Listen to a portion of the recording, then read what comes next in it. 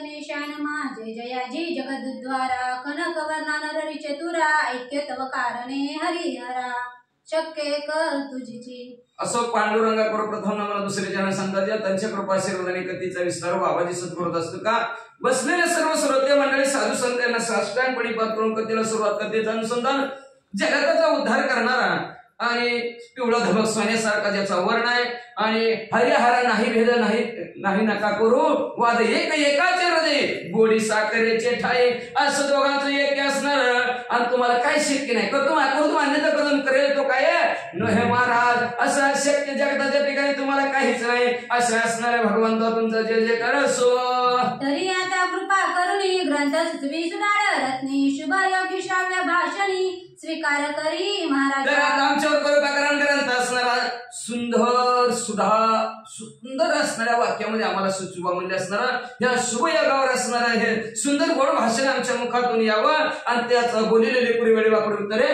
क्षमा अपराध असावा जसं वेळ वाकडं लेकरू बोलल्यानंतर आईला जसं आनंद बाबा तसं आम्ही बोललेलं तुम्ही महाराज ऐकून घ्या मागले अध्यायी मच्छिंद्र नंदन त्रिविक्रम देही संचरून गोरक्ष तीर्थ स्नानाकारणे धाडिलसे मच्छिंद्रे असं म्हणजे मागच्या त्या ठिकाणी असणार परकायाच्या मंत्राचा जो परकाया नावाचा मंत्र असतो दुसऱ्याच्या शरीरात प्रवेश करता येत असतो गणपती बाप्पाचा जन्म तसा झालेला आहे परकाया मंत्राच्या जरा राक्षस होती त्यांनी असणार पार्वती मातेच्या देहामध्ये आता संपवायचं ठरवलं होतं गणपती बाप्पाला पण ती झालं नाही तशा प्रकारचं परकाय दुसऱ्या शरीरात प्रवेश करायच्या मंत्राचं जरा त्रिविक्रम राजाच्या शरीरामध्ये मच्छिंद्राने प्रवेश केला गेला आणि गोरक्षनाथ तीर्थयात्रेला गेलेला अशी कथा आपण ऐकलेली आहे या परी गोरक्षनाथ मही ब्रह्मदाना तीर्थ तो गदा तटी अकस्मात येऊन या पोचला हा सो म्हणजे इकडे गोरक्षनाथ तीर्थयात्रा करता गोदा नदीच्या तटावर गोरक्षनाथ आलेले आहेत तो गोदा तटी भामानगर तया अरण्यात गौर कुमार परम झाला क्षुदा तूर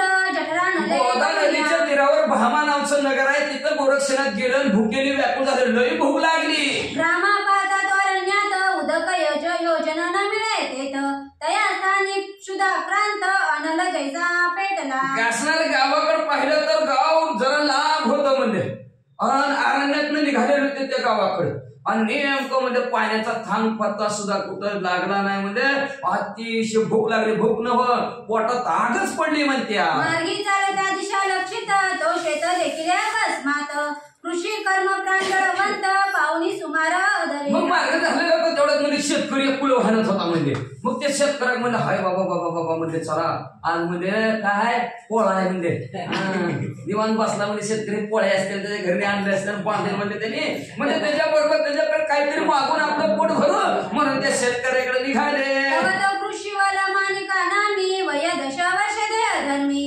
माध्यान समय साधुनी भोजनाते मग असताना तो शेतकरी म्हणजे 10 वर्षाचं बाळ होतं म्हणजे आपलं सगळं काम पहिलं फिरत धुवून मस्त पैकी म्हणजे असणारा 12 वाजता सगळं कार्यक्रम झाला म्हणून भाकरी उघडलेल्या होत्या जेवायला बसलेला होता पात्र घेतले पुढे वाढून कवळ करावाचा मुखी अर्पण तो अकस्मात गौरी नंदन आदेश शब्द असणार भाकरी तर भाकरी डबा सोडलेला होता असा घास उचलून पहिला घ्यावा म्हणलं की इकडून गोरक्षनाथ जावा आदेश राम राम महाराज तो मानिक कृषी शेती ऐकून आदेश शब्दा प्रती योजिला कवळ ठेवून हाती प्रेमे नमित मग त्या शेतकऱ्याने मानिक नाव त्याचं होतं त्याला बी आनंद झाला त्यांनी मी घातात तपास खाली ठेवला म्हणलं असं केलं राम राम महाराज म्हणे महाराजा तुम्ही कोण किमर्थ घेतले आडरान एरू म्हणे मी तपोधन क्षुधा नाही म्हणलं महाराज इकडे आडरानाने कुठं म्हणले चांगलं रस्त्याने जायचं तर आडरानात न इकडे कसं काय म्हणले काय नाही म्हणजे महाराज त्या गावाला चालू होतं पण लई भूक लागली म्हणून थोडं वाकडं करून आलं झालं तृषाक्रांत म्हणून येऊन आलो अतिथ तरी सन्निधान नसेल तू ते भिक्षा माव फार भूक लागली म्हणजे तहान बी लागली भूक बी लागली म्हणजे तप करणारे आम्ही लोक म्हणजे असणार तहान बी लागली भूक लागली तुमच्या अतिथी म्हणजे पाहुणा म्हणून आले थोडस असलं तर त्या पोटाला तयाची वाणी म्हणे महाराजा योगेंद्र मुनी निदान आहे मनोधर्मी पात्र वाढिले बक्षावे मग अशा प्रकारचं गोरक्षनाथाचं बोलणं त्या शेतकऱ्यांना ऐकलं म्हणजे भगवान दबाव उघडलेलाच आहे म्हणजे बसा जेवायला मग तो उठवणी त्याचे वेळी शीघ्र ओपी पत्रावळी आणि मृत्कुंभ भरवणी जवळी शीघ्र करी लगेचच असणाऱ्या डबा बाजूला सारला त्यांच्यासाठी दुसरी पत्रावळी टाकली गोरक्षनाथाला आणि गाडग्यामध्ये पाणी भरून ठेवलं मग तो गोरक्ष तपोधन हस्ता पाद प्रक्षा वाळून अन्न पात्रे पुढे घेऊन जठरा होती मग लगेच गोरक्षनाथाने हात धुले, पाय धुले आणि जठराची आहुती खायला सुरुवात केलं. पूर्ण झाला जठरा होती मग सदती दुष्ट झाला चित्ती की रुका होता जल प्राप्ती लवणकार पावत असे. बघा मग असणार पोट भरलं गोरक्षनाथाचं समाधान वाटलं. म्हणून अन्नदान श्रेष्ठ असतं बरं का, लक्षात ठेवा. कुठल्याही दानात सर्वात श्रेष्ठ कुठलं असेल तर अन्नदान असते.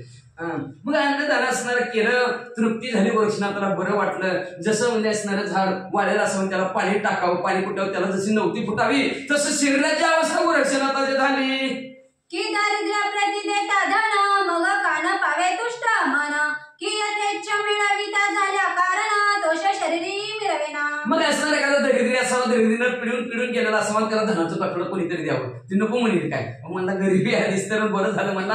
तशा प्रकारे म्हणजे किंवा म्हणजे असणार जी इच्छा केली ती मिळाल्यानंतर शरीराची कशी पुष्टता होती तशा प्रकारची गोरक्षनाथाची झाली. धन्य आहे कृषी नरेंद्र उत्तमा घडून आले दुष्ट महिमा मग प्रसन्न होऊन चित्त द्रुमा वरद फळा.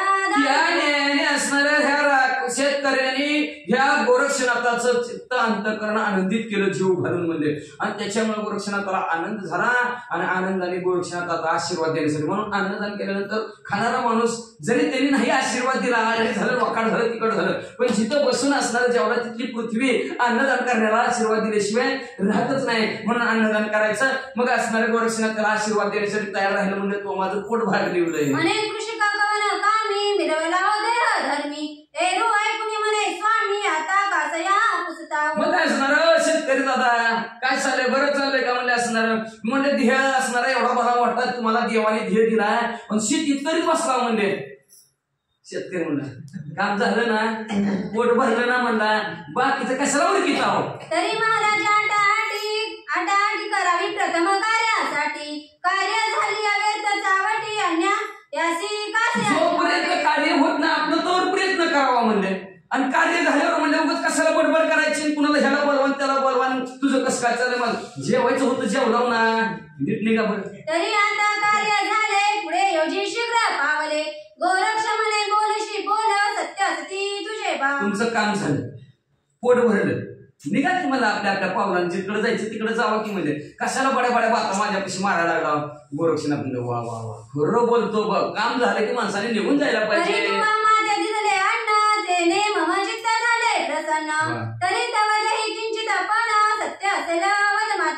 अरे तू मला अन्न दिलं, मला प्रसन्न वाटलं, माझी चित्त भगवती आनंद झाली आणि मला वाटतं तुला काहीतरी आशीर्वाद द्यावं असं मला वाटतं. तू अन्नदान दिले म्हणून काहीतरी इच्छा असेल की बाबा तुझ्या मनात माग रे माग. जे जे कामना असेल तू ते ती पूर्ण पावशी फळ सहिते एरी ऐकुनी कृषी त्याते ऐसे उत्तर. अरे तुझ्या मनात जी काही इच्छा असेल ती तुझी पूर्ण करून टाकतो बाबा, माग रे काहीतरी. मग शेतकरी दादा काय म्हणतात म्हणे महाराजा मही पाटी तुम्हीच हिडता भिकेसाठी ते तुम्ही मोधरुनी पोटी माते काय. महाराज तुम्हीच माझ्याकडे कुठं आले आल्या म्हणता हाय का घास तुकडा आहे का नाही, तुम्हीच मागून खाताव आणि आम्हाला काय घ्याय मागायचं ते माग म्हणताव. काय हाय का असं बोलणं असतं का कुठं. धनंगापाशी भनंग गेला तो काय देऊनी तृप्त झाला खडका उदकपांना बोला कदा काळी. भनंगापाशी भनंग गेला, भिकाऱ्यापाशी भिकार गेला, काय मिळेल का नका ती काय तर आहे की उघड्यापाशी नागडे गेला थंडीनं कापडून तसे काय म्हणजे भनंगापाशी भनंग गेलं म्हणजे असणार काय पैसे काय उपयोग आहे म्हणजे त्याचं असणार काय देणार, काय देऊन तृप्त होणार म्हणजे भिकाऱ्यापाशी भिकारी गेलं. ती बी भीक मागून खाते, हे बी भीक मागून खाते, काय असणार काय एकमेकाला पुरणार आहे म्हणजे किंवा म्हणजे असणार दगडाला पाना फुटला कधी होईल का असं. तुम्ही देवी हिंडतांनासाठी आम्हा काय देणार जेठी नाथ म्हणे इच्छा तुष्टी आता तुझी करीन बा. तुम्हीच म्हणजे घास तुकड्यासाठी फिरताव राहणार म्हणजे आम्हाला काय हो तुम्ही देणार म्हणजे. गोरक्षनाथ म्हणजे दादा तुम्ही जर मागून तरी बघा की. एरी म्हणे पुरे बोलणे काय आहे तुम्हा स्वाधीन तरी आणि का तुझं कारण लागत असेल ते माग. शेतकरी म्हणजे काय असावं तुमच्यापाशी माझ्यापाशी काय द्यायला तुमच्यापाशी. अहो आमच्याकडे आला तर पिशवी घेऊन बिंदास घरी जाता म्हणजे बांधून. बाजारात जायचं म्हणलं तर एक उचलून सुद्धा देत नाही ती, पण शेतकऱ्याच्यात गेले की आखी पिशवी भरून गावाकडे डबल चुप भरून देते ती, काय का नाही, काय रुपया सुद्धा लागत नाही. अहो नाही अजून तुम्हाला आमच्यात ना काही न्यायचं असेल तर घेऊन जावं म्हणजे काय आमच्या तिथं काय तसं काय बाधा बनकर नाही, रुपया द्यायची गरज नाही. नाही बाबा म्हणजे असणार काय तुमच्या हातात मला द्यायचं म्हणता काय गोरक्षनाथ मध्ये? अरे बाबा तुला काय मागायचं ते मग देतो. नाथ म्हणे रे कदान तू वाजल्या झालो प्रसन्न तरी काहीतरी मत पासून मागून घेई कृषीराया. काय लागत असेल ते मागा. तुम्ही मला दान केले, आधी घेशील मग देशील. हे व्रत आहे देवाची ब्रीद आहे. देव आधी घेतो मग देतो. आपलं तसं नसतंय. आधी देवालाच आधीच लिस्ट मंदिरात पसरत असतं. आता देवापाशी गेल्या तर मग ठेवायचं, देवा खुशाल ठेव म्हणायचं. तेवढं आधी मागायचं. पुन्हा ह्याचं असं होऊ दे, त्याचं तसं होऊ दे, ह्याचं असं होऊ दे, त्याचं तसं होऊ दे. तसली लिस्टची भानगड नाही. मी तुला आधी देवाला द्यायचं मग देवातून घ्यायचंय. मग म्हणले तू मला दान केलंय बाबा म्हणले, मग म्हणले असणार मी तुझ्यावर प्रसन्न झालेलो आहे. काहीतरी माझ्याकडून तू मागून घेच बाबा, त्याची परतफेड होऊ दे, नाही तर तुझं ऋण माझ्या डोक्यावर कायमचं राहील रे बाबा.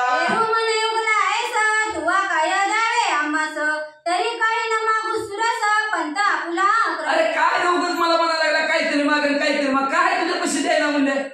काहीच नव्हतं. भिक्षा झोळी होती काय. आता रुद्राक्ष महागा मळ्यात असणार काय होतं काहीच नव्हतं म्हणले. काय उगतच मला सारखं काहीतरी मागण काहीतरी माग म्हणतो म्हणे. काय तुझ्या पैसे द्यायला काय नाही म्हणलं. जा बरं तुझ्या मार्गाने जा, मला काम करू दे, मला जीव दे, मला बैल निर्वायची ती. गोरक्ष विचारे आपुल्या म्हणी आडगंगासती कृषी धर्मी सदा विपिनी बसून या. मग असं म्हणल्या बरोबर गोरक्षनाथ म्हणू लागले. विचार केला आपल्या मनातल्या मनातून म्हणजे शेतकरी कुठं हाणून रमणं असते ती म्हणजे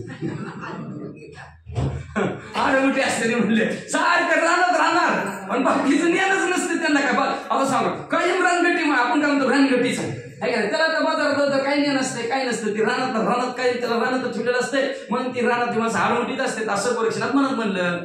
तरी हा माते म्हणतो माग परी त्याच्याची हितार्थ करावा लाग ऐसे विचारून मनो वेगे तया लागी बोलत असे. तरी मलाच म्हणतोय माग काहीतरी माग.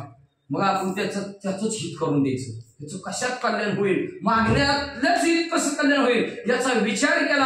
आणि विचार करून त्याला काय म्हणू लागले काय बोलतो तू आम्हासी म्हणशील देऊ देणे तरी मागे सरत वचन निश्चय करून या बोलावे. तू म्हणतो ना मला माग. आता गोरक्षनाथ म्हणले आता तुला मी मागणार आहे बघ म्हणले. आता जी गोष्ट मागणार आहे ना वचन देऊन सांग, मागं पुढं सारखायचं नाही. जी मागल ती द्यायचं बघ आता म्हणले. असं म्हणल्याबरोबर आता काय मागतात गोरक्षनाथ ऐका. म्हणे तापस ऐक माते दिसशी महामूर्ख जो देणारा पुल्यात्म सुख तो मागे सरणार नाही. अरे तापस ऐक. शेतकरी पुन्हा म्हणायला लागला मला तुला का महामूर्ख दिसायला लागला. तुझ्यासारखं मूर्खच कुठं आजपर्यंत गाठ पडला नाही म्हणजे.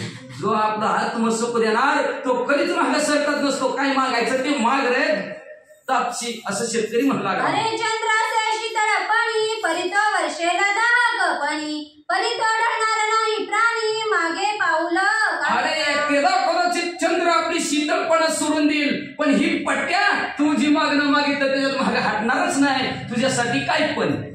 सविता राजा ते जो दीप्ती तोही अंधकारी करील वस्ती करी उदार तो अवतारी अप्रती मागे पाऊल. कदाचित सूर्य अंधारात बुडाल पण शेतकरी मागे हटणार नाही. हटतय काय ती शेतकरी आजच ऐकलं 60 रुपये भाव त्याच्यात सोयाबीनला आणि 120 रुपये किलो त्याचा पदार्थ बाहेर येतोय. हटतय का तरी जो मालिक अवधार्याची राशी असणार जो मालिक पुढच्या वर्षी सगळं सोयाबीनच करता हटतय का माग रडवलंय तरी कांदा हायच. हटतय का माग हटणारच नाही म्हणजे शेतकरी म्हणजे काय बी होते म्हणजे असणार वाचा. आणि त्याच्याकडे कंजूसपणा कधी नसते. असतंय कंजूसपणा शेतकऱ्याकडे. जावा बरं राहणार बाजारात जावा एक कांदा आणून दाखवा उचलला तरी कांदा येत हे ठेव 50 रुपये किलो आलाय की. आणि शेतकरी ठीक पोच घरी. मग अशा प्रकारचं कंजूसपणा शेतकऱ्याकडे नसतो रे बाबा असं गोरक्षनाथाला म्हणू लागले. परी अवधार्या प्राप्ती महाबळी त्या कृपणत्व कदा काळी अंगा लागी स्पर्शना. अरे ही पृथ्वी रसात तळाला जाईल एक वेळेस पण हा शेतकरी माग हटणारच नाही म्हणले. कंजूसपणा त्याच्याकडे कधी येणारच नाही म्हणले. अवधार्याची रास आहे काय मागेल ती माग देतो. तरी कोणते मागणे तू दे मागून घ्यायचे त्वरिते मी बोलतो निश्चय माझा. मग तुला जी मागणं मागायचंय ना ती माग म्हणजे निश्चयाने मी तुला देतो. मला निश्चय हे वर्मा चुकू नये म्हणजे माझा निश्चय तुला बघायचा ना बघ म्हणले. मग बोलता विपुल वार्ता गोरक्ष म्हणे आता तरी मनाचे कारणे मागू आता कैसा सांभाळील पाहू. गोरक्षने आपल्या चित्ताच्या ठिकाणी विचार केला म्हणजे ह्याला मागून घ्यायचं. काय मागून घ्यायचं म्हणजे मनाचं न करणे. असं मागून घ्यायचं कसं सांभाळतंय बघूच म्हणजे मनातलं मागितलेलं. कैसा विचार करून चित्ती म्हणे मज द्यावी का विपिनापती जे जे आवडेल तुझे चित्ती ते तू न करी विचार केला चित्ताच्या ठिकाणी गोरक्षनाथ आणि त्या शेतकरी दादाला म्हणजे आई शेतकरी दादा माझं एकच मागणं आहे तुझ्या मनाला जे आवडतं तुला जे आवडतं ते तू करायचंच नाही. काही एक इच्छित तुझे मन ते तू न करणे हेची मागणे ती तू केले उनी तुष्टपणा बोलवी की तुझ्या मनात इच्छा झाली ती करायचीच नाही एवढंच मला देऊन टाक शेतकरी दादा असं गोरक्षनाथ म्हणले. अशी म्हणता त्याची वाणी अवश्य म्हणे कृषी करवी हा धर्म आता फुले धर्मी अर्कवधी रक्षण. अशा प्रकारचं गोरक्षनाथ म्हणले मला आनंदित कर एवढंच दान देऊन म्हणल्याबरोबर शेतकरी दादा म्हणला होय म्हणला अवश्य करतो म्हणला. हा धर्म म्हणला जोपर्यंत चंद्र सूर्य आहे तोपर्यंत हा धर्म मी पाळन. काय मनाला आवडेल ती करायची नाही. वाचा ऐशी देशी देऊनी भाग तुष्ट केले शरीराचं असं गोरक्ष त्या विपिनाचं सांडून याचा. अशी तशी असणारे एकमेकाला शपथपूर्वक बोलले गेले. त्या गोरक्षनाथाच्या शरीराला आनंदित ह्या शेतकरी दादांनी केलं. गोरक्षनाथ पुढे तीर्थयात्रा करण्यासाठी निघून गेले. नामी कृषी शेतात मुक्त करिता झाला होत एठणे बांधून समस्त भार सकळ. मग आता हे मालिक नावचा 10 वर्षाचा शेतकरी होता. त्या शेतकऱ्यांनी म्हणजे असणारा कुळ सोडला येटण बांध त्याचा भारा बांधला.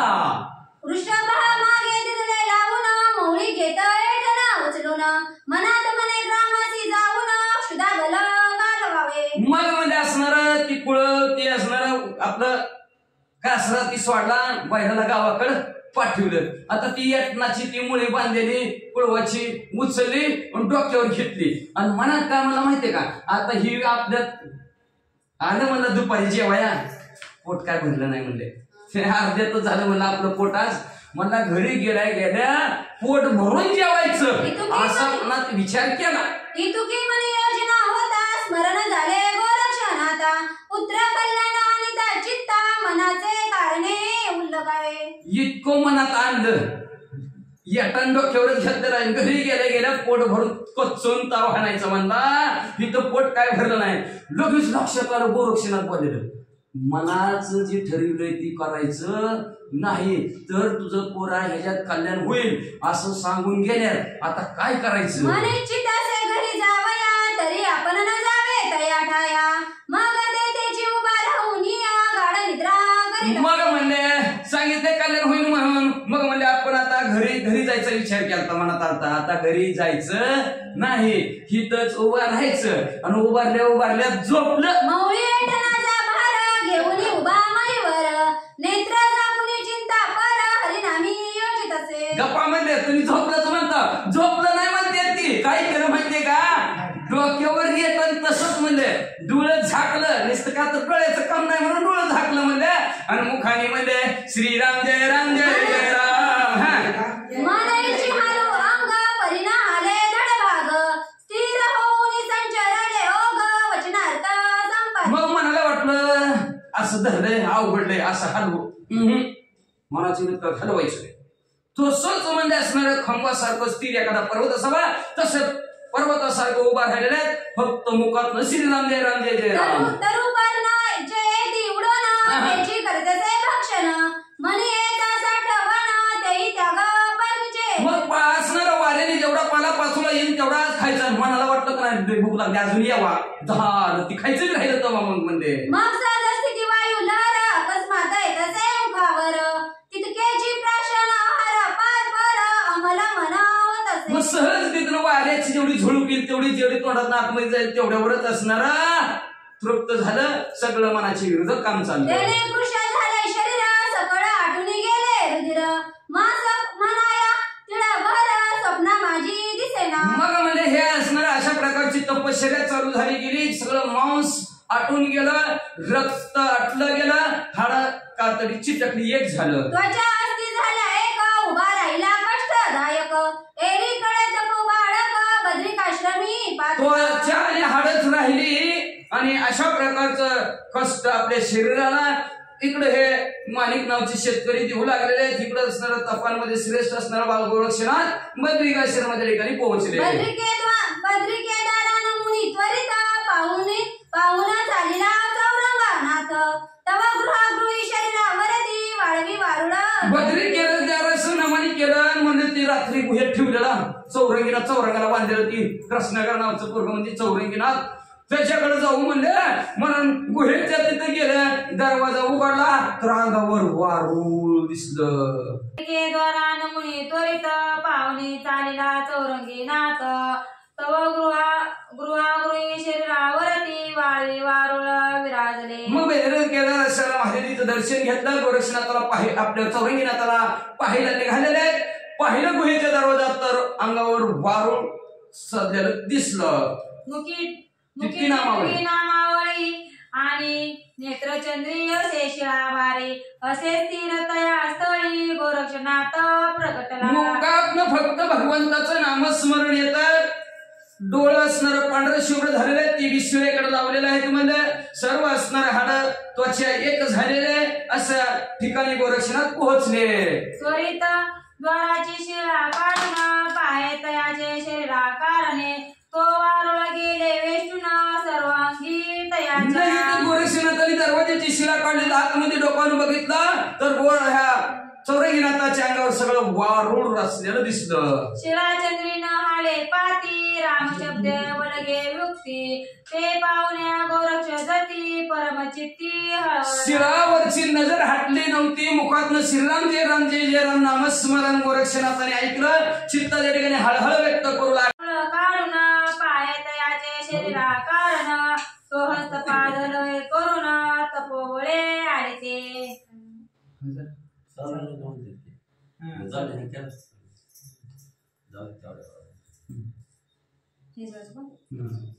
मग शरीराचे वारुळ काढून पाय तयाचे शरीरा कारण तो हस्तपाद लवे करून तपोबळे आले ते. मग असणार शरीरावरचं असणारं वाळू काढलं. त्यांच्या शरीराकडे बघितलं तर त्या तपाच्या आणि नामस्मरणाच्या जोरावर जसं गोरा कुंभाराला हात आले का तशा प्रकारचा हात म्हणजे चौरंगीनाथाचा हात आणि पाय तोडला होता का ते नामस्मरण आणि तपाच्या जोरावर हात आणि पाय चौरंगीनाथाला आले म्हणले.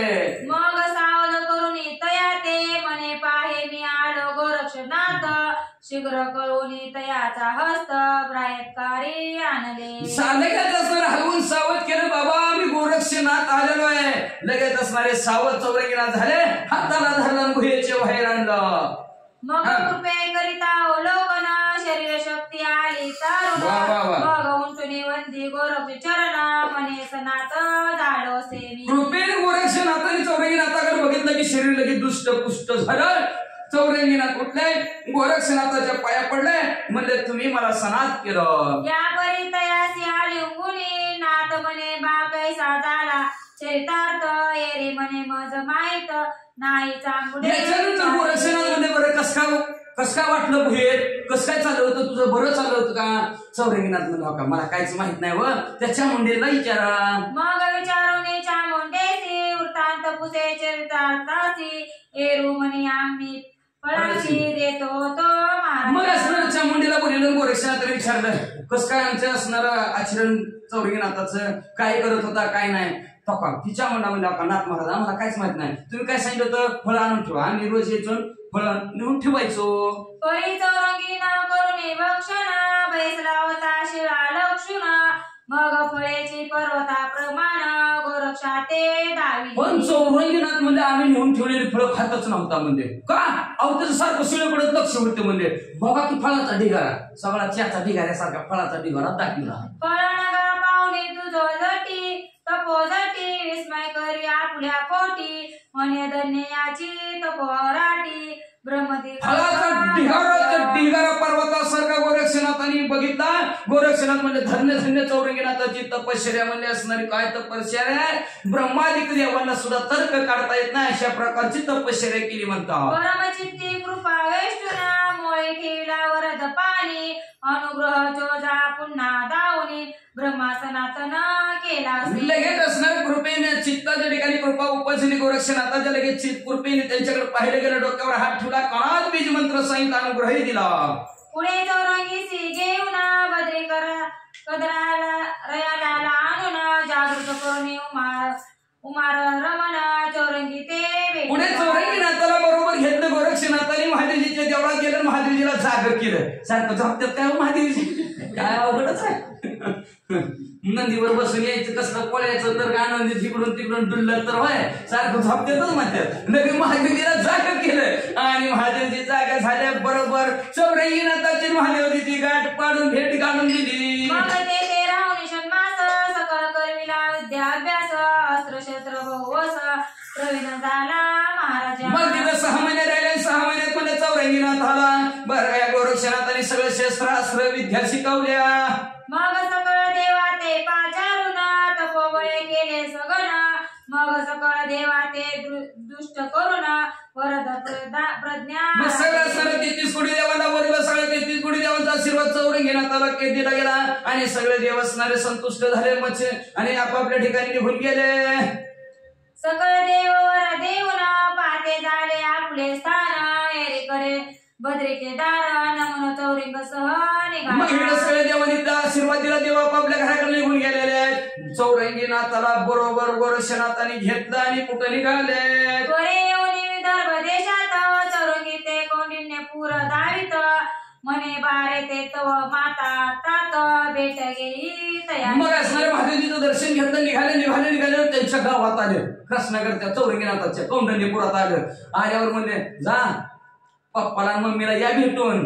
भेटशी तरी कैसा त्या ते जगी जाऊन अति ख्यात, हस्तपादांचे मुंडन खंडन निमित्त उतरा सूड घ्यायचे. जा म्हणजे त्याला भेट तरी कसं म्हणजे असणार, त्यांना सूड घे म्हणजे त्यांच्याकडून. तुझा हात पाय तोडल्यात ना त्याचा असणाऱ्या आईनं पप्पानी, त्याचा सूड घे, जा उत्तराला उत्तर दे, असं गोरक्षनाथ चौरंगीनाथाला म्हणजे. राई छेदले हस्तपद रासी, परी दुसरी आहे मम मानसी, तरी आपला प्रताप संगम रायासी निज दृष्टी. जेव्हा तुमचा हात पाय तोडला ना त्या राजाने, तेव्हापासून माझ्या मनात रागाच आहे, त्या राजाचा बदलाच घ्यायचा आणि तुमच्याच हातून घ्यायचा. म्हणून तेव्हापासून मी असणार, मनात ढग असणार इच्छा प्रकट केलेली आहे. तुम्ही त्याची इच्छा प्रकट करा, तुमचा प्रताप तुमची ताकद राजाला डोळ्याने बघू द्या. जावा तुम्ही तुमच्या गावात. अवश्य म्हणे चौरंगीनाथ भस्मची मुठी कळवणी हस्त, रायाचे लक्ष्मी बागायत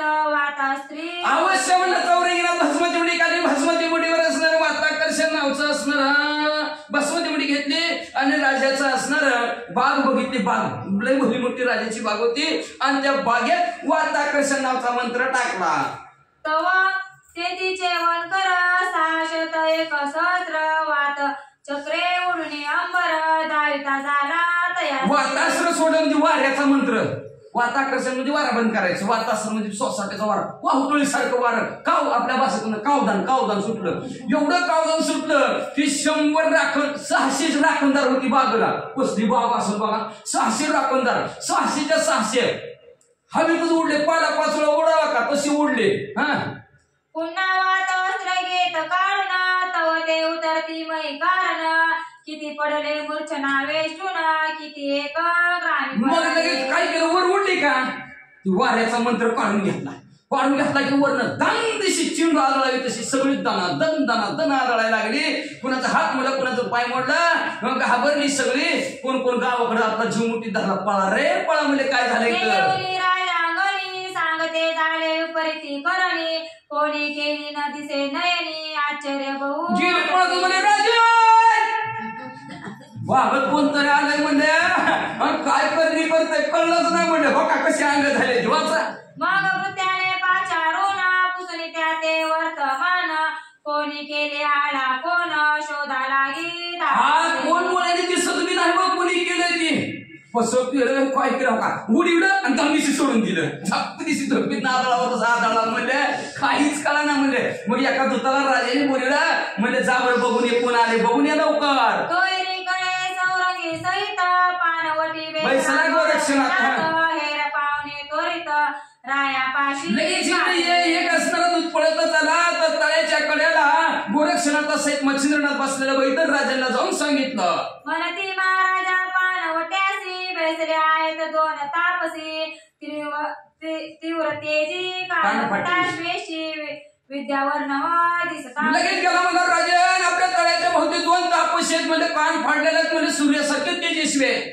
ऐसे ऐकुनी राजेश्वर सोमने आपला करी विचार आले असती गोरक्ष मचिंद्र पुत्र दुखे विद्यामध्ये पारंगत झालेले आहेत म्हणजे राजा म्हणलं हा मच्छिंद्रनाथ गोरक्षनाथ आलं काय की म्हणजे असणार आपलं पोरग घेऊन गेलते अजून त्या पोराने त्यांच्या सगळं काहीतरी कुठं नाही केला काय की म्हणजे असणार त्या द्वेषाने आता आपल्याला काय करता येईल काय नाही म्हणून राजाच्या मनात दुसराच विचार. तरी आता त्वरे करुणा तयाची जावे शरण ना तरी ग्रामाचे पालते करुणा प्राणाप्रती. आता मनात एकच विचार केला राजाने आता म्हणजे त्यांना शरण जावं शरण जर नाही गेलं का उलट सुलट बोलावं आपल्या सहित आपलं नगर ती पालत घालून जाते लय शूरवीर पराक्रम येते.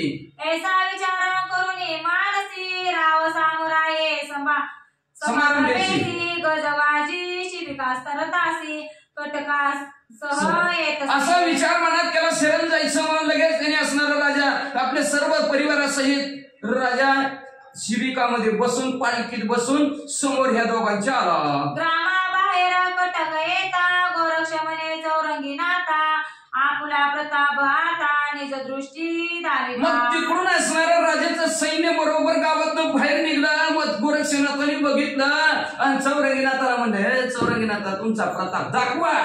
ऐशी एकता गोरक्ष गोष्टी पुन्हा कवळी भस्माची मोठी वातास्त्र जलपुनी फोटी चमुवरी बरीत असे. मग म्हणजे असणारा लगेच भस्म चिमटी चौरंगीनाथाने काढले भस्म चिमटीवर सोसाट्याच्या वाऱ्याचा मंत्र म्हणला तिकडून सगळं सैन्य येणार आहे का त्या सैन्यावर भस्म चिमटी टाकली.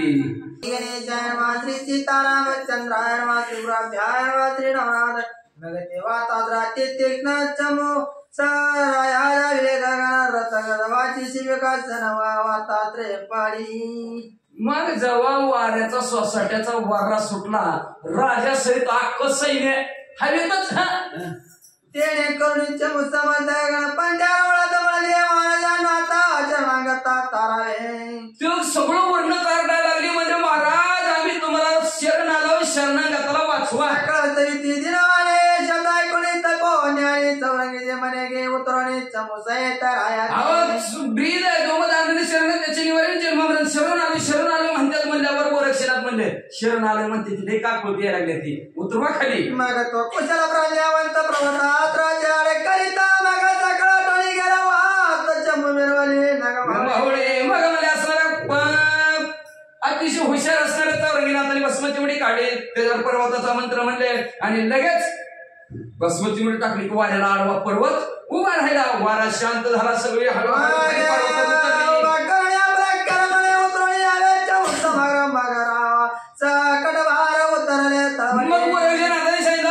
हळूहळू पर्वतावरून सगळे खाली उतरा सगळे पर्वतावरून खाली उतरले त्यांना आढळलं नाही वाचा.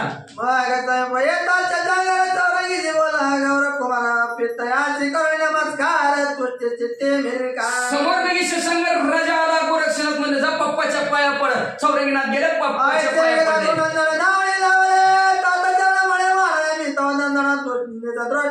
पाया पडले म्हणजे महाराज मी तुमचा मुलगा आहे डोळ्याने नीट बघा.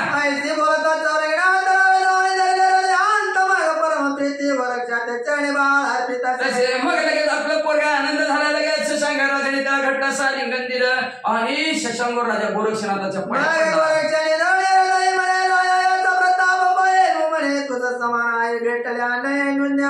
गोरक्षनाथ म्हणजे कसं पूर्ण झाले म्हणजे किती प्रताप आहे शिवरी पराक्रमी म्हणजे आताच बागायतदाराचे तुमचे राखण करणाऱ्याचे हाल आपल्या बघितले का ह्यानी केली बघ अहो तुमच्यासारखी आई भेटल्यावर काय कमी असं राजे म्हणतात.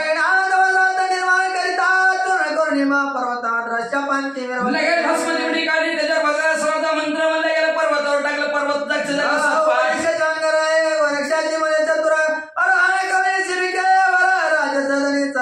याच्यानंतर शशांक राजा चतुराईने गोरक्षनाथाला म्हणू लागला म्हणजे शिबिकेत बसून आमच्या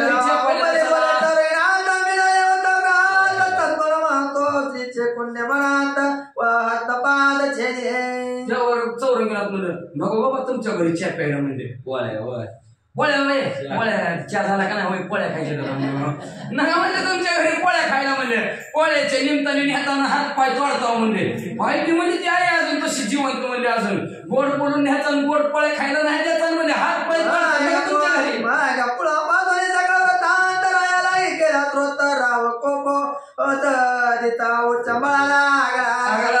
मग म्हणजे पप्पा तुम्हाला माहितीये का म्हणजे काय झालं तिथं म्हणजे उगा तुम्ही माझा हात पाय कापलं म्हणजे कसं आहे होता बघा पहिल्या भारी म्हणजे हात पाय म्हणजे जर तुड वाटलं म्हणजे कापलं तुम्ही विचारलं काय विचारलं ना म्हणजे चुकण्याची होती सांगा म्हणजे तुम्हाला सगळी माहिती सवय सांगितली का नाही राजाला राजाचे तळपायाच्या आगमस्तकाला घेतली काय केलं राजे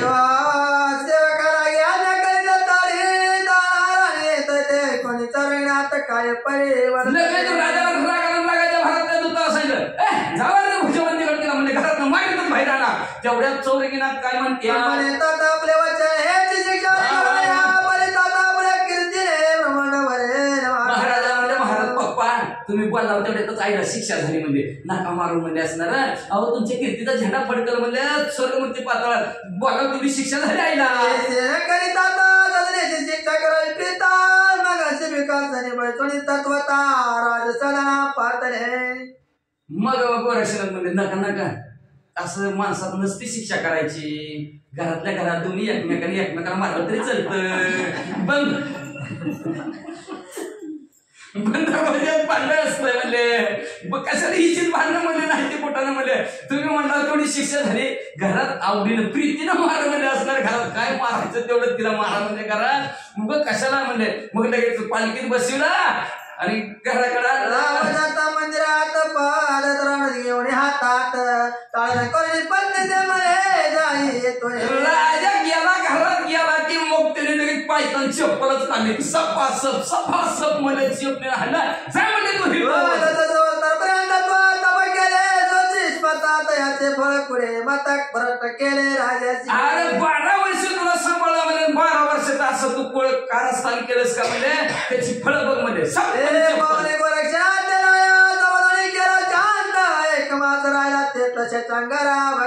मला भ्रष्ट केलंस तू राजाला म्हणजे माझं म्हणून चप्पल अजून एक सांग काढावला वर्षानंतर हात धरला म्हणजे मला बस करा म्हणजे लय मारू नका म्हणजे झालं भेटलं म्हणजे फिटलं त्याच्यातच म्हणजे असणार झालं जाऊ द्या म्हणजे असणार असं करता करता त्याच्या शंकर राजाची भक्ती पाहिली गोरक्षणात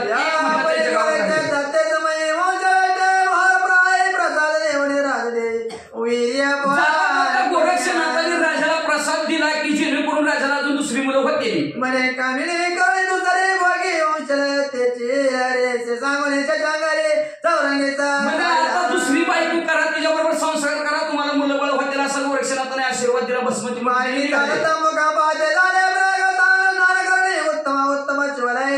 मग इकडे असं मजल करत म्हणजे प्रयागाच्या ठिकाणी गेले त्या त्रिविक्रम राजाच्या गावात गेले महादेवजीच्या देवळात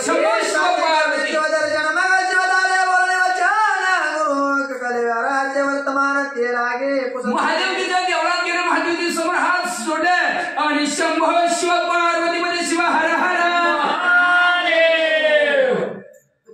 आवाज ऐकला की ह्यांचा त्या गुरुनाथ कधी अंका जागी झाली जागी झाली अक्का म्हणजे कुठून आलं आवाज कुणाचा आहे म्हणजे गोरक्षनाथाचा नाव काय म्हणजे वय वय वय म्हणजे अहो म्हणजे आमच्या गुरुवर्याच्या शरीराचं काय झालं सांगा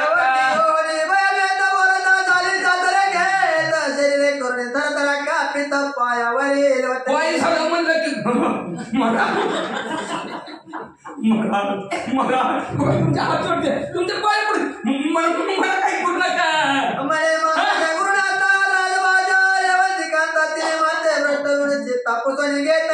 काय सांगायचं महाराज राजाची कांता असणारे ते व्यक्तीनं मला गोड गोड बोलले आणि गोड गोड बोलून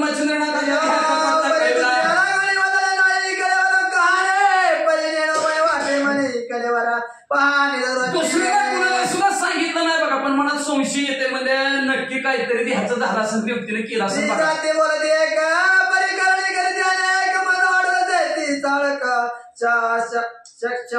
दृष्टी पहावे म्हणजे स्त्रीच्या पोटात एक असतं पोटात एक असतं. म्हणजे तिनं पोटात मला होटाने म्हणजे गोड गोड बोलून घेतलं. रातच्याला तिने पोटातलं तिच्या काय केलं मला माहिती नाही. म्हणजे तुम्ही प्रत्यक्ष जाऊन डोळ्याने बघा बरं मच्छिंद्रनाथाच्या ह्याचं काय केलं ती अशी त्या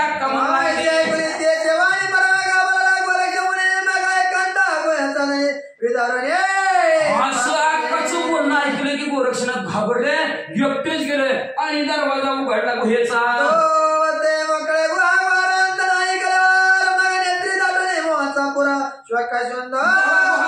दरवाजा मोकळा केला त्या मच्छिंद्रनाथाचा दिसला नाही. गोरक्षनाथाने रडायला सुरुवात केली.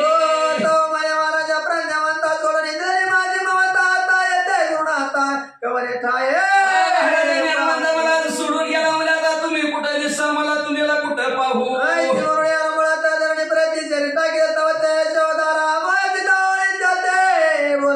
मग असं रडायला लागले मला लोळायला लागले आणि त्या अक्काला की उदय आले. अक्का जवळ गोरक्षनाथाच्या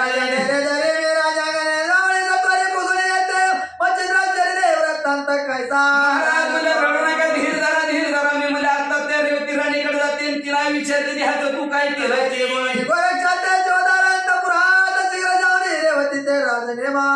असं प्रकारच्या गोरक्षनाथाला म्हणले. अक्का उठल्या, जोहार बाबा राणी साहेब नमस्कार म्हणल्या आणि काय सांग विचारू लागल्या.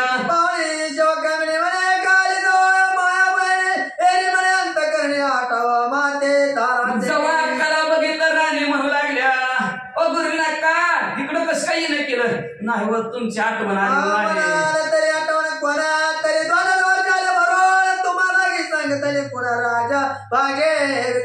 म्हणाल कशाची आठवण झाली, चहा प्यायला नाही आले म्हणजे आठवण झाली व सहज आली. म्हणजे 12 वर्षाचा नियम झाला म्हणजे त्या दोघांचा आणि ती त्याची आठवण करून द्यायला आले. बघा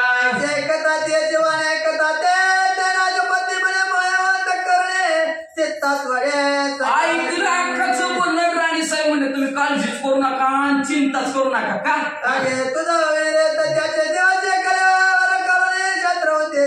वाटले गे रती रती माची सकाळी पिणे माधारी.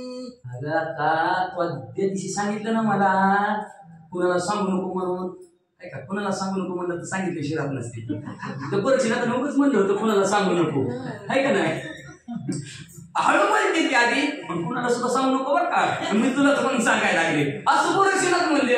आणि तिनं ती कुणाला सांगू नका म्हणलं तर ती गोष्ट आधी सांगत असते. आणि तिनं म्हणले ती सांगितली की राणीला. राणी बघ म्हणले हो तुला सांगितलं होतं म्हणले.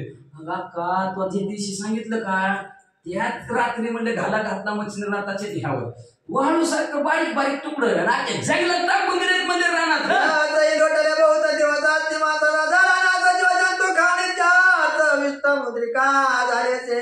त्याला बिलोई दिवस झालं बघा का किती दिवस झालं संपर्क तुला.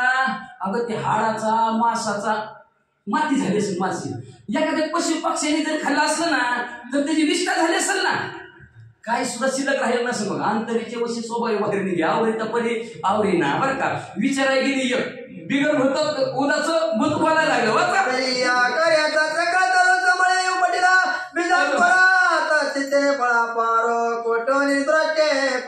तर तिची काय कार्य होतं कार्यरूपी असणारं झाड ती झाड म्हणजे असणारं मुळासहित उपटून टाकलं. म्हणजे तिच्यावर त्याला जी काय कोंब आलेला होता तो कोंब मुळासहित खोडून टाकला.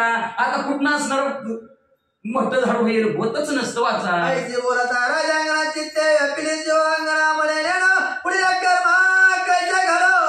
अशा प्रकारचं राणी साहेब म्हणले की अक्काने कपाळावरच हाणून घेतलं. म्हणजे आता जसं घडून यायचं तसं घडू दे.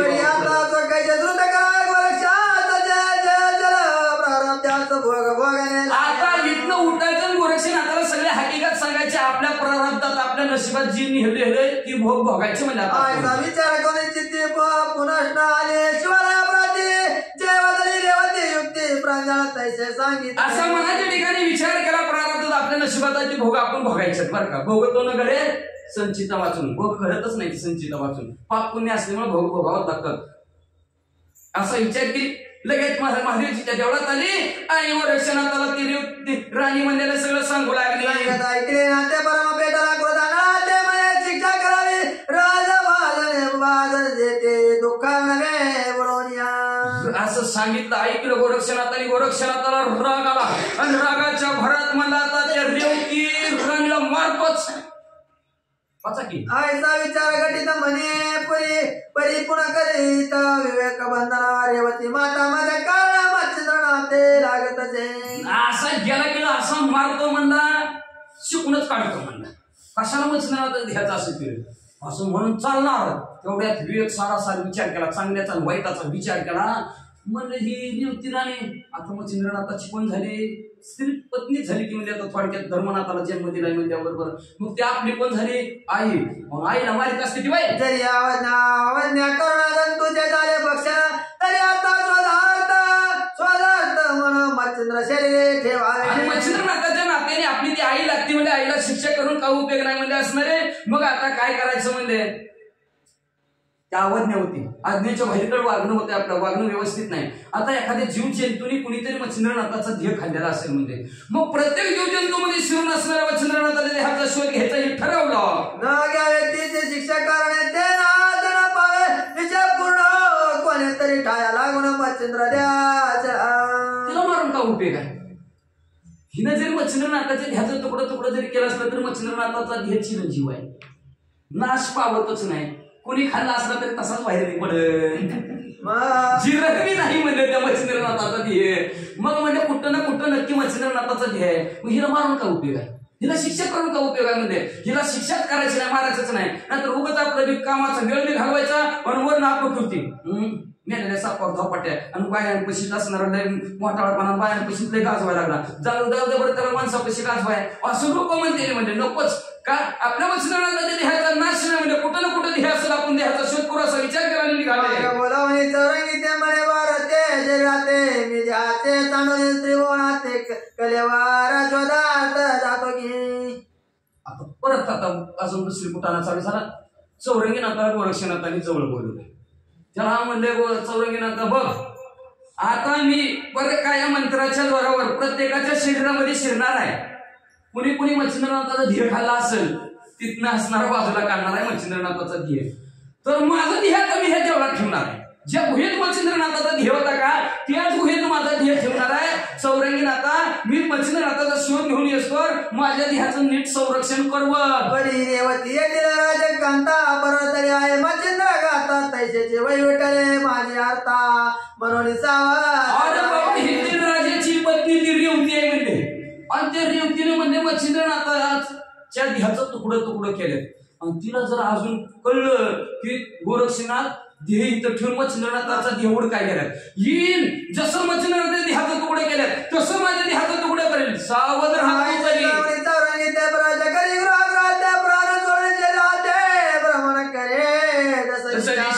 अशा प्रकारचा चौरंगीनाथाला सांगितलं गेलं. गुहेमध्ये प्रवेश गोरक्षनाथाने केला, आपला देह तिथं सोडला आणि सूक्ष्म ध्यान अंगुष्ठाप्रमाणे ध्याने गोरक्षनाथ बाहेर निघाले. सर्व पशु पक्ष्यामध्ये पर काय मंत्राच्या द्वारात शोध घेऊ लागले.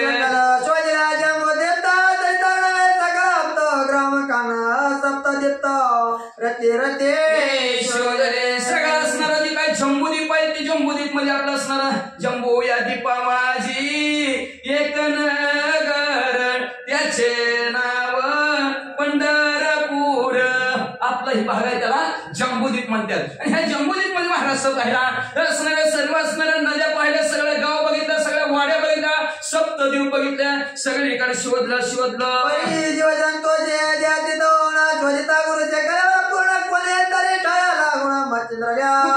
ठिकाणी नक्की मच्छिंद्रनाथाचा ध्येय असं म्हणून किड्या मुंग्याच्या सगळ्या पशु पक्ष्याच्या पोटात जायचं बघायचं बाहेर यायचं. पिंड ब्रह्मांड सुद्धा तळातळ सप्त पाताळामध्ये शोध घेतला. पिंडी म्हणजे सर्वांच्या देहामध्ये, ब्रह्मांडीमध्ये सगळ्या जगात सगळीकडे असणार पाहिलं गेलं. कुठं ठाण पत्ता लागला नाही. गोरक्षनाथ स्वर्गाला निघाले.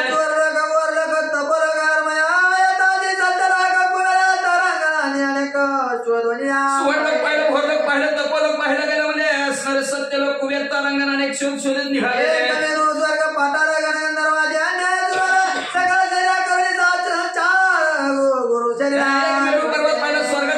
गंगाधर असणारे 33 कोटी देवांच्या शरीरात असणारा प्रवेश केला. कुठं आपल्याला बघितलं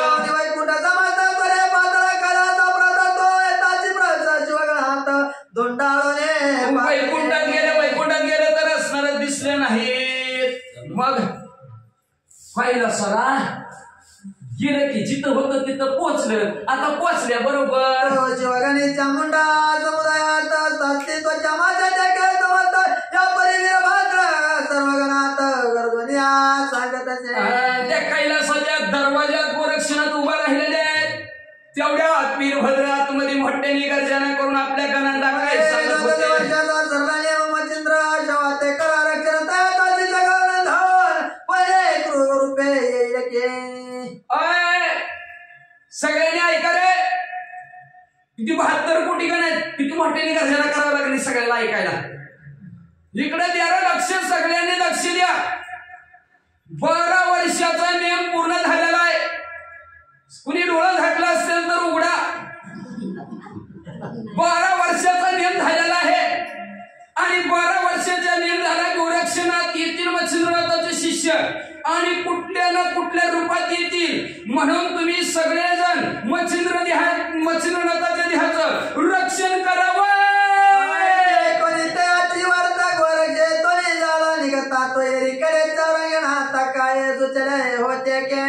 एवढंच ऐकलं गोरक्षनाथाने तिथनंच बाहेर दौडी ऐकली ना. आता झालं नाही तर तिथनंच महागारी गोरक्षनाथ गेले नीट पृथ्वी तलावर आले आणि प्रयागाच्या ठिकाणी गेले. चौरंगीनाथाला भेटले.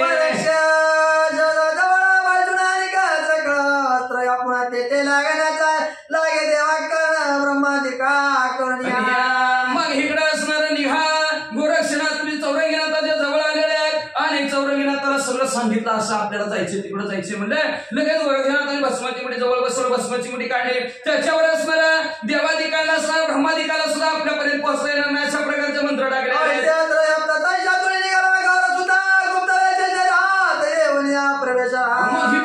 चौरंगीनाथाने जिथं देह ठेवला होता गोरक्षनाथाचा तिथं सगळे शस्त्रास्त्र टाकलेले होते. ब्रह्मादिक देवांना सुद्धा त्याच्या शरीरापर्यंत कुणाला पोहोचता येणार नाही असं कडर रचून ठेवलं. निवांत बसले होते. मग असं कडर रचलेलं असताना सुद्धा गोरक्षनाथ तिथनं स्वर्गातनं भर दिवशी खाली आलं पण आपल्या देहात शिरले कधी तड दिवशी उठून बसले कधी चौरंगीनाथाला बी कळलं नाही.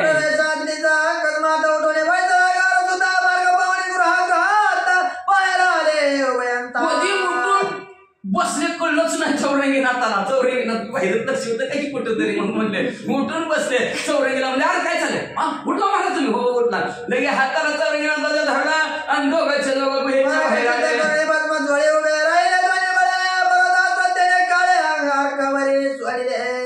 लगेच दोघांचे दोघं बाहेर आले.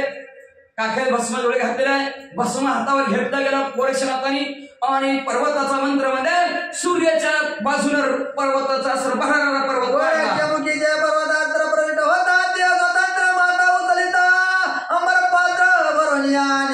गोरक्षनाथाच्या मुखात पर्वतासर निघाला गेला. पर्वताचा बहारा वाढला. जणू काय आकाशाला डोक्यावर घेतलं काय असा पर्वत वाढला.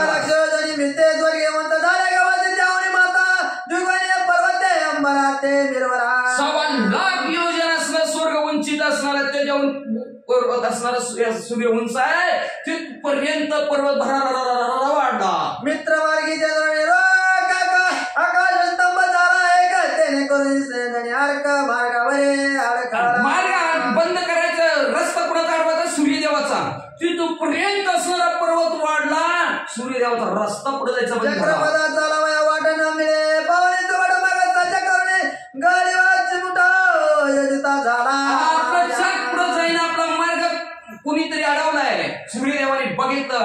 लगेच हातात धनुष्य घेतला गेला आणि धनुष्यावर रात्र येऊन जोडीपर्यंत मित्र त्याने करे परत झाला. त्या धनुष्याला बाणाला बाणावर वज्रास्त्राचा मंत्र सोडला गेला. बाण सोडला पर्वताचा रंगिता होता. आदित्य विचारी आपले चित्त आहे. आत्र कोणाचे प्रताप दुहिता अडमार्गी झाले. मग असं वज्र आसरण पर्वत नाही झाल्यावर सूर्यदेवाने विचार केला. अचानक म्हणजे आपला मार्ग कुणी अडवलाय म्हणजे बघू बरं. ऐसे पातार गंतरी तो समजला नरक वरक्षक केसले मग अशा प्रकारचा अंतर्यामी दृष्टीने सूर्यदेवाने बघितलं कुणी आपला रथ अडवलाय. लक्षात आले. लगेच पृथ्वीवर सूर्यदेव खाली आले. काय करीता चंद्रास्त्राचे पेरणी बीज कोटी चंद्र आपल्याकडे सूर्यदेव यायला लागलेले आहेत. गोरक्षनाथाने बघितलं चंद्राचा मंत्र टाकला गेला आणि सगळे हवा गाठ गेली. चित्र प्रवाही मिळविता झाले माई मेघतो सकळदा स्वभावे बांधून चंद्राचा मंत्र म्हणल्याबरोबर असणारी सगळे हवा गाठ झाल्यामुळे चंद्र सूर्य आपल्याकडे आलेला त्याची बाधा होणार नाही. समाधान स्थिती होता परिसमीप पावला प्रविष्ट सविता मेघतावर गाणी गोरक्षनाथ तारक चरणी असं समाधान वाटायला लागलं. सूर्यदेवाला समाधान वाटलं. सूर्यदेव जवळ आले की चौरंगीनाथ आणि गोरक्षनाथ सूर्यदेवाच्या पाया पडले. तिथे सांगून बोलता जला जल जगवचन बारे तुझा सुख संबंध कोण दर्शविका वाचे. एकमेकाचा विचारपूस केली. सूर्यदेव म्हणू लागले गोरक्षनाथ काय झालं होतं मला कुणी दुःख दिलं म्हणजे आम्हाला का तुम्ही अडवले. महाराजा मी उदलो एककाच्या मत्राच्या हत्याचा पुंजा शिवगणे हरेला. महाराजांनी एक कार्य करायला लागलं. म्हणजे आमचं कार्य म्हणजे काय माहिती का आमचं जे काय बरोबर आहेत ना मच्छिंद्रनाथ त्या मच्छिंद्रनाथाचा ध्येय म्हणजे शिवगणाने म्हणजे काय जाऊन येते सुनीते सांगावे वीरभद्राते की मच्छिंद्र देह माहिती पाठवणी घ्या. तुम्ही आपण सूर्यदेवा कैलासाच्या ठिकाणी जावा त्या शिवगणाला प्रार्थना करा की मच्छिंद्रनाथाचा देह गोरक्षनाथाला देऊन टाका. भूतानी ते सांगून जरी ऐकते मग मागणी बोलवणी घेऊया चित्ती युद्धा लागे मिसळावया. तुम्ही असणार हे कार्य आमचं करा. तुमच्या बुद्धीने कसं त्याला गोड बोलायचं कसं मिटवायचं तसं मिटवा. म्हणजे शिष्टाई करा ह्या आपल्या भाषेत म्हणायचं. मध्यस्थी करा वकिली आपल्या भाषा अजून सांगायचं म्हणजे तर व्यवस्थित त्यांना सांगा. म्हणजे जर तुमचं जर त्यांनी नाही ऐकलं तर त्यांना मला हिंमत असेल तर या पर्वी महापर्वी आमचे दावणी करावे शिष्टाई इतका उपकार मच्छिंद्र देही आम्हा साई सायक मिरवावे. मग तुम्ही असणार आमच्यासाठी एवढी शिष्टाई करा. म्हणजे असणार आमच्यावर एवढा मच्छिंद्रनाथाचा ध्येय मिळण्यासाठी आमच्यावर एवढा उपकार करा. आम्हाला मदत करा. लवकर जावा कैलासात ते म्हणत मग त्या शनी कैलासा प्राता त्वरित असं गोरक्षनाथ म्हणजे सूर्यदेव म्हणजे बरोबर म्हणले लगेच सूर्यदेव कैलासाला गेले. गणे पाहुण्यावर येतात पाया लागे विजयध्वजा मनात येणे महाराज कवण्यावर झालाचे. मग लगेच असणार गणांनी शिवगणांनी वीरभद्रांनी पाहिल्यावर सूर्यदेवाला म्हणलं महाराज इकडं कस काय. आदित्य म्हणे का वचन गोराच्या शिष्टाई साधना रूपाला तुम्हा कारण वचन दे हा कारण. मग म्हणजे इकडे कसं काय म्हणलं राहो ती गोरक्षनाथाने पाठवले म्हणजे मच्छिंद्रनाथाच्या देहाची शिष्टाई करण्यासाठी. तरी मग बोलणे आता चित्त घ्यावे आपण हिता मैसे पाठवा मच्छिंद्र देह आता तुष्ट काही माझ्या बोलण्याकडे तुम्ही लक्ष द्या. चित्त देऊन लक्ष द्या. तुम्ही आनंदित होताल. मच्छिंद्रनाथाचा देह गोरक्षनाथाला देऊन टाका. तुम्ही तुष्ट केल्या त्या पंचवाला प्रीताचे उत्तर बोलत आदित्य वीरभद्र बोलत. तुम्ही जर मच्छिंद्रनाथाचा देह गोरक्षनाथाला देऊन त्याला जर आनंदित केलं तर नाथ पंथामध्ये तुमची आवड निर्माण होईल. प्रीती एकमेकांविषयी वाढल. असं सूर्यदेव म्हणल्याबरोबर वीरभद्र काय म्हणतो महाराज वचना माझे दुःख दिले मच्छिंद्राने तरी आता गेली प्राण महिना दावशा. महाराज ऐका म्हणजे लई मच्छिंद्रनाथाने आम्हाला दुःख दिलं. आमचा देह प्राण जरी गेला तर मच्छिंद्रनाथाचा देह येणार नाही. माते तरे येतात गोरक्षाचे समरंगणात ते मच्छिंद्र. जर गोरक्षनाथ आमच्या बरोबर युद्ध करायचं म्हणत असेल तर आम्ही युद्धासाठी तयार आहोत. जसं मच्छिंद्रनाथाचं देहाचा तुकडे केलं तसं गोरक्षनाथ मच्छिंद्र दुःख दिले तुम्हा करत तेव्हा तुमचा प्रताप पळून केवळ ठाया गेला. सूर्यदेव म्हणजे गप्र्या. अरे तेव्हा मच्छिंद्रनाथाने तुम्हाला प्रताप दाखवला तेव्हा कुठं ताकद कुठं हिंमत घेतली म्हणजे म्हणता गोरक्षनाथ प्रौढ झाला महाराजा परीस प्रताप युक्तीमुळे तुम्हाला सापडणार ते अचानक भयानक झालं ते. म्हणून तुमच्यात घडून आहे ते घडून आले म्हणजे एवढे हाना लागला म्हणजे असणार मोकळ्या राहणार तुम्ही म्हणजे असले. अरे बाबा त्या मच्छिंद्रनाथापेक्षा शूरवीर पराक्रमी गोरक्षनाथ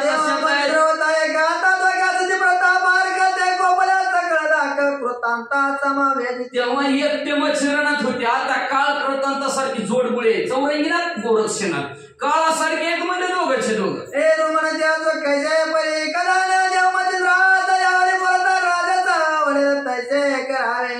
जसं असेल तसं म्हणला वीरभद्र. काय मी होऊ द्या म्हणला. मी मच्छिंद्रनाथाचा देह देणारच नाही. सूर्यदेव म्हणजे हो का तुम्हाला आमचं सांगायचं काम होतं सांगितलं. आता तुम्हाला जसं आवडतंय तसं तुम्ही करा. वचन तुम्ही मुद्रामयी शिवलोकात पावलत. मग तुम्हाला जाता जाता सांगतो सूर्यदेव म्हणले भांडण तर काही असत नाही का म्हणले. महादेवजीला रागीर म्हणले त्यांचं नासधूस करते ती दोघं म्हणले कैलासात सपाट करून टाकते. तुम्ही म्हणले नीट पृथ्वीवर चला बरं त्यांच्या बरोबर त्याला सूर्यदेव म्हणू लागले. काय करणार तरी ते प्रताप्याचं तेच कृष्ण कैलासगिरी पिंटवून खंड करतील अरे.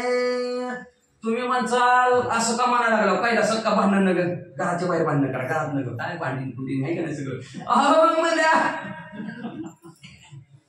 मग म्हणले भांडण हिथं जर केलं तर आता कैलास सपाट करून टाकतील खंड विखंड तुडून तुकडं तुकडं करून टाकतील कैलासाचं म्हणजे. मग महादेवजीला रागेल त्याच्यासाठी तुम्ही पृथ्वीवर तलावर भांडायला त्याला सूर्यदेव म्हणू लागले.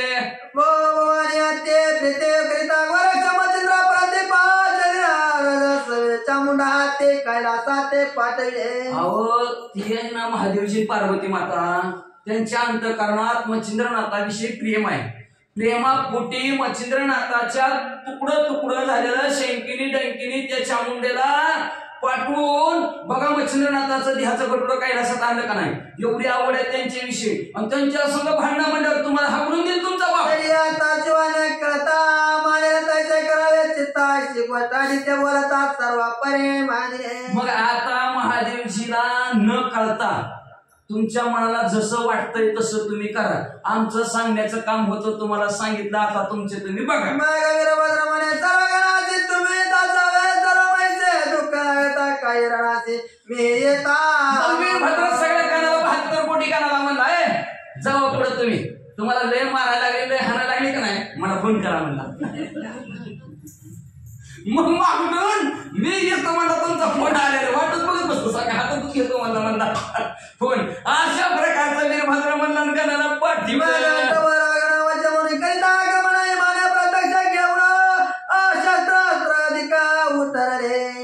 मगाष्ट भैरव आपलं गण थोडस बरोबर घेतला आपल्या विमानात बसली आणि विमानात बसून म्हणजे आपल्या हातात शस्त्र असलं तलवारी काट्या कुऱ्हाडी काय असेल ती घेतलं पृथ्वी तलावर उतरू लागले. 1,84 लक्ष येताची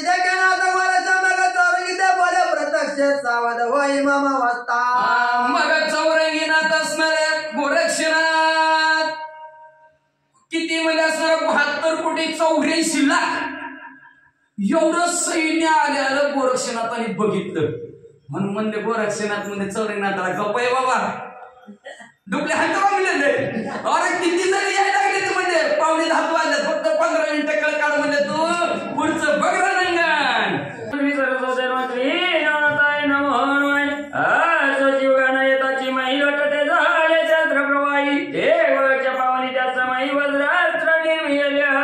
शिवगण पृथ्वी तरावर उतरल्याबरोबर हातात जी काही शस्त्र होते काट्या कोराडी तरवारी सप सप मारायला सुरुवात केला.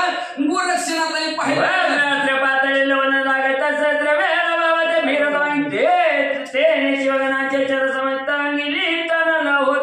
वज्रास्त्राचा मंत्र म्हणजे वज्र भस्मती म्हणजे टाकली की हजारो गिरक्या घर घर वस्त्र करून वज्रास्त्र करू लागलं.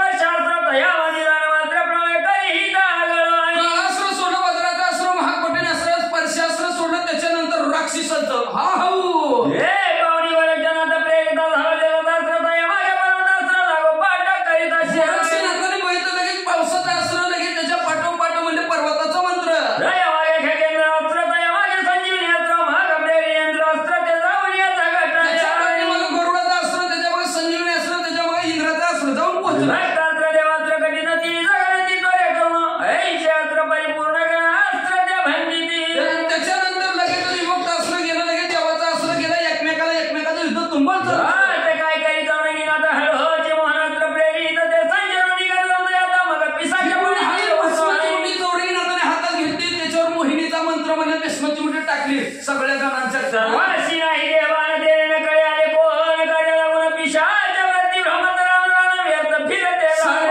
भस्मचोडी जाऊन धडकले. आपण आज कशाला पुती ऐकायला नको माझ्या सगळी विसरून गेली आणि भक्तासारखा इकडून तिकडे फिरायला लागली. प्रेम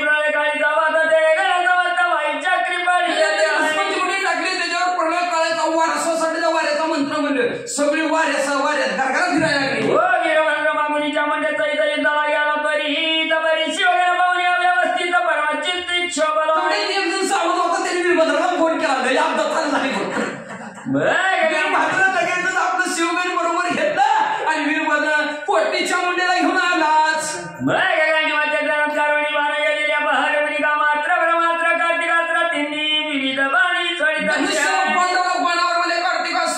कार्तिकास्त्र सोडलं कामास्त्र ब्रह्मास्त्र 3 अस्त्र एकदाच जय साप्रय काळी तवल बनाला तो यज्ञेन पावे कदाचित हळतन्याय शिवबाळ तो बनाळी वेष्टी काळी लागली जसं शांत होत नाही तसं रागणी वीरभद्र शांतच होईना. हे पावणी चौरंगी नाथा रती अस्त्र प्रेरित त्वरित ते कामास्त्र त्वर निश्चित मोचित हो म्हणे बघितलं भस्मती काढले हृदय अस्त्राचा मंत्र सोडा इकडे कामास्त्र संपलं. यावरी दुसरे चौरंगी नाथा दशा सूर्यास्त्र प्रेरित ते पावणी नावी सुद्धा झडझड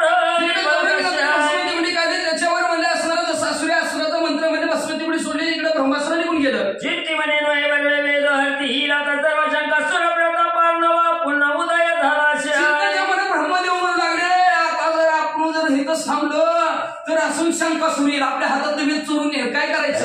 विचार करून म्हणे ब्रह्मास्त्र दौडले दृश्य पाणी पुढे कामिनी अस्त्र चौरंगी मुली प्रेरित ब्रह्मास्त्राने केला ब्रह्मास्त्र निघून गेलं पुन्हा असणार बसमती मध्ये चौरंगी नातानी काढले त्याच्यावर काय मिकाचं म्हणजे महिलाचं अस्त्र ते पावणी कार्तिकास्त्र पळून येईल प्रमुख पात्र परी चौरंगीचे पांचजन्यास्त्र प्रळयाला मिराबाली मग लगेच इकडून सोडलेलं जे काय कार्तिक अस्त्र होतं त्यांनी कामिनीचं अस्त्र बघितलं जेव्हा स्त्री आलेला त्या कार्तिक स्वामी केलं पळवून मग असं पुढे चौरंगी नाताचं पांचजन्य नावचा मंत्र पुढे काय करू लागला. हे पावणी मग्न जाती मत्स्यास्त्र योजिले परमात आणि बुद्धी त्याने करणे तदस्त्र शांती अदृश्य ते मिराबाली श्रेष्ठ असणार लगेच त्यांनी म्हणजे संजीवनी नावचा असणारा मंत्र टाकला त्याच्यामुळे काय झालं. परे परम कोपनी तपो बहाळ तीव्रात्र योजिले तत्काळ संजीवनी योजनी जवळ सगळं दानवा उठविले. मग इकडे म्हणजे असणारा अतिशय राग आलेला वीरभद्राला त्यांनी संजीवनी नावचा मंत्र म्हणला आणि राक्षसाचे नाव टाकलं सगळी राक्षस दानव म्हणाल कोण कोणा त्रिपुर सुंदराक्ष मला मृत्युमान्य महिषासुर जालिंदर प्राज्ञ काळ यवहन राक्षस कुंची उठली म्हणले अहो बाबा मृत्युमान्याला महिषासुराला जालिंदराला कंदबळी वक्रदंत रावण इंद्रजित कुंभकर्णाच्या तस्याना कश्यपाला मुचकुंदाला बळी आला वक्रदंताला रावण इंद्रजित कुंभकर्ण 6 महिने झोपणारा 6 महिने उठणारा आलाच. आईचे जमाना राक्षस उठता विमान आणि तुरुवरात ती भय मानवणी चित्त विमानाच्या पळाली ती जेव्हा अशी राक्षस उठलेले बघितले देव घाबरले आपले विमान बसले नाही पळायचे युद्ध कायचे पाहणे पळती सुर भयभीत हो म्हणते ती चौपटी देवता कारणा चिंता बसलं भांडण बघायचं नाही बघितलेलं भर म्हणजे आता आपलं काय खरं पळाले देव म्हणे रामे बंदी गातले दैने दासे रटी रामे सोडविली आता दैन्य भवनी आले दुःखा पार येलवान. आता म्हणजे त्या राजा रावणाच्या बंदीखान्यात होतं त्या दशरथ राजाच्या पोटी पर रामचंद्र जन्माला आले कसं तरी त्या राजा रावणाच्या तावडीत आता तरी सोडवले तो अजून किती उत्पन्न केली बाबा.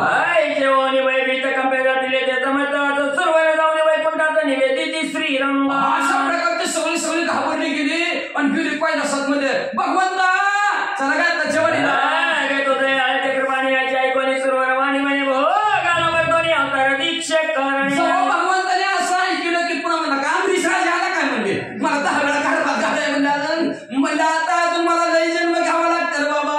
बघ तो बरं म्हणत कोणी ती शिवोपाचार्याला सुरवळा हाती वैतो आणि स्वसंगती विचित्र करणे निरोपिली. मग त्या असणाऱ्या पुन्हा उठले महादेवीच्या जवळ गेले आणि महादेवीला म्हणजे तुझ्या पोराला दाबकी जरा म्हणे गोरक्षे केले आमचे तर पुन्हा उतरले दानव समजता आता दानव तरी रस्ता तळापर्यंत महिष सकाळ करून म्हणजे सगळे असणे राक्षस जिवंत केलेत म्हणजे आता पृथ्वीला सकाळला नेत्या एक दानवासाठी आपण मारायला झालो कल्पावर येऊन धरणी भिडलो.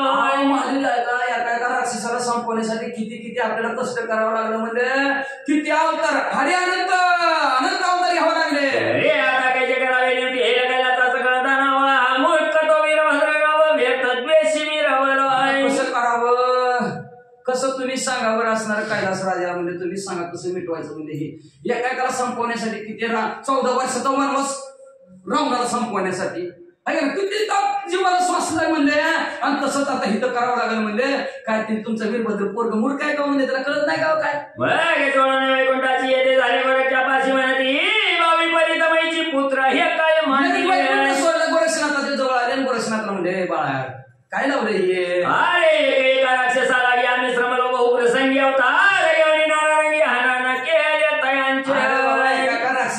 मारण्यासाठी म्हणजे असणार किती आम्हाला कष्ट घ्यावं लागलं आमची आम्हाला माहिती म्हणजे मत्स्य कच्छ वराह राम नरसिंह परशुराम एवढं बाबा लागलं. आता कृपा करून दृश्य करीत द्यावे आधी माझ लागी. मग आमच्यावर कृपा करा महादेवजी भगवंत म्हणून लागले गोरक्षनाथ आमच्यावर कृपा करा म्हणजे ही जी काय असणारी राक्षस जन्माला येत नाही गुप्त करून टाका म्हणजे गोरक्षनाथ म्हणजे करतो पण आधी आमच्या मच्छिंद्रनाथाचं शरीर शिवे बोलावणे चामुंडेशी मच्छी इंद्राच्या वाद्या आणलेले महिची म्हणे बाग आणि राक्षसांची शांत दृष्टी घेऊन लगेच चामुंडा कटोडं घेऊन आल्या आणि महादेवजी म्हणून लागले गोरक्षनाथा हे घ्या तुमचं शरीर नाथा तरी झोपवा त्या राक्षसाला परिवाराच्या मध्ये जाते दानव नोहे अस्त्र व्यक्त संजीवनी प्रयोग असते तर दानव उदया पावले. ही काय खरं खरं आहेत का म्हणले आसराने संजीवनी नावच्या मंत्रांनी जीवन केलं म्हणजे खोटी खोटी आहे म्हणजे वाचा घरी अवतार घेऊन पुन्हा योजना करणार नात्याने वीरभद्राची आता सोडून द्यावी लागेल तुम्हाला. संजीवनी मंत्रांनी जीवन केलं म्हणजे काय खोटी खोटी आहेत का टॅटवान देवनी पुतळा आहेत का म्हणजे बरं कशी वाटत येते सिंहगार देण्यासाठी करायला करतात म्हणजे मला काय करायचं म्हणजे मला काय करायचं गोरक्षनाथ म्हणजे बघा तुम्ही घ्या अवतार म्हणजे मला त्यांना म्हणजे मग नाही तर वीरभद्राची आसपास सोडून द्या म्हणजे नाटक करतो पोर नाही म्हणे पोटी परिणाता राक्षसाचे दुःख देते महादेवजी म्हणजे त्याची आसपास सोडून दिली असते पण दुसरं पोरग बी नाही त्याच्या जीवावर जगायचं म्हणलं तर एकच आहे म्हणजे ही पुरतं एक म्हणजे हे कशी आस्था सोडून देऊ म्हणजे नाही जमत म्हणजे बघा गोरक्षनाथ राक्षस सगळी त्रास देते ती इकडं पोरात बी जीव इकडं राक्षस देते त्याच्यात बी जीव म्हणजे काही करू एक मधुदैत्य माझला त्याने पळविले राणी आम्हाला सेफ्टी एकादशीने त्याला मृत्यू मोक्षे काय सांगायचं रे बाबा तिन्ही देव आहेत ब्रह्म विष्णू महेश ह्या तिन्ही देवाला आम्हाला मधु नावच्या राक्षसाने सळोगी पळ करून ठेवलं म्हणजे काय सांगायचं तुला.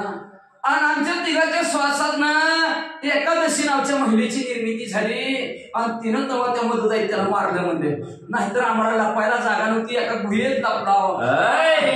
दुःख सांगावे किती तरी आता कृपा मोठे वेगिने राक्षसाप्रती पुत्र मोह सांडिला बाबा एकाला संपवण्यासाठी किती दुःख आम्हाला सोसावं लागते म्हणजे मग हो मेलं तर मोर दे रे माझं पुत्र मुलगा मेला तर मोर दे पण ही राक्षस संपून टाक.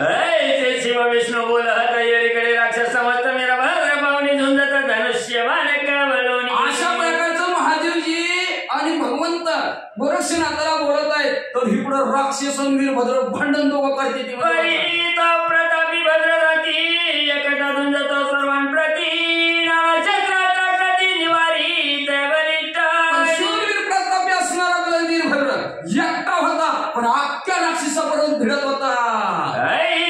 वीरभद्र आणि राक्षस संपून एकमेळी माजले कंदाळ शिव विष्णूनी स्तुती तुष्टविला वीरभद्राचा आणि राक्षसांचं युद्ध झालेलं आहे तेवढ्याच इकडं गोरक्षनाथाला गोड गोड महादेवजी बोलू लागले एका बाजूनं गोड गोड भगवंत बोलू लागले आणि दोघांनी बोलून कसं तरी तोच होता गोरक्षनाथी वाता करचनाथ युक्ती वत्माची उडी प्रति फेकोनी झाले गोरक्षनाथ आणि भस्मती म्हणजे काढून त्याच्यावर वाताकर्षण नावचा मंत्र म्हणले आणि हे युद्धात वाताकर्षण नाव पाडिले निचेटी श्वास कंडोरी समर्थ प्राण रहित ते श्वास बंद झाला वीरभद्रासहित सगळे राक्षस बेशुद्धच जबरात्रे वाताकर्षण ठाऊक नव्हती देवदानवा कारण परिणात पंडित येऊन प्रसन्न झाली कृपेने भगवंत असं वाताकर्षण नावचा मंत्र कुणालाच माहिती नव्हता देवदेवतांना सुद्धा माहिती नव्हता फक्त नवनाथांना त्यांच्या कृपेने त्यांच्या गुरुकडून त्यांना प्राप्त झाला होता बाकीच्यांना माहितच नव्हता. जबरात्रे वाताकर्षण ठाऊक नव्हती देवदानवा कारण परिणात पंडित येऊन प्रसन्न झाली कृपेने असो वीरभद्रांनी दानवाचा वत्तरणी निवाल्या प्रतापवंतो त्यावरी वरच्या गुणी अग्नी अस्त्र सगळं केले भस्मतेने सुगळीच वाता श्वास बंद झाला सुगळी मिली गोरक्षनाथ म्हणला आता कुठं आणायची ह्याला खांदेकर रे कुठं आणायचं सगळं कुठं एवढी बहादूर कुठे चावरे एवढी राक्षस आणि वीरभद्र कुणी आणायची कुठली माणसं जमा करायची म्हणला भस्मती म्हणजे काढली त्याच्यावर अग्नीचा मंत्र म्हणले आणि टाकली भस्मती म्हणजे बडा धडा धडा धडा धडायला लागली पुढे पंचांना व्यक्ती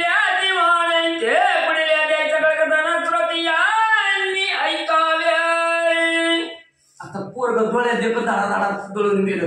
लागलं की महादेवजी बोंबलायला लागलं, रडायला. आता महादेवजी कसं रडत्यात आणि कसं रडायचं नाही तर, आणि त्यांच्या मोहापोटी वीरभद्राला कसं गोरक्षनाथ जीवन करतात. पुढची अध्याय ऐका.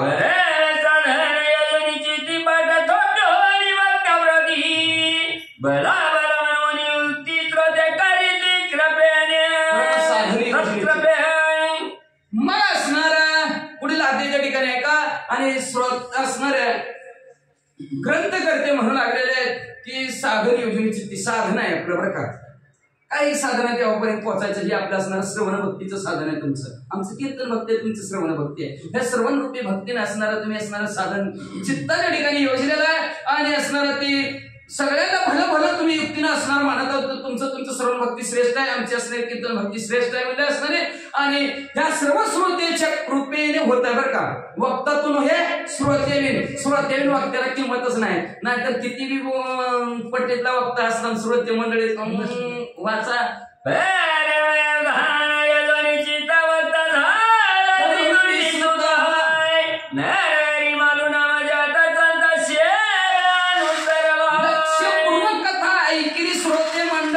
चित्त देऊन ऐकत्यात. म्हणून असणारा वक्ता नरहरी वंशातील धोंडीचा मुलगा मालू संतांच्या शिवेने तुमच्यापर्यंत पोहोचला गेला असं ग्रंथ करते. मालू म्हणतात ते त्यांच्या सद्गुणाला शरण गेले, शरण जाऊन अध्यात्मिक धडक संपवितात.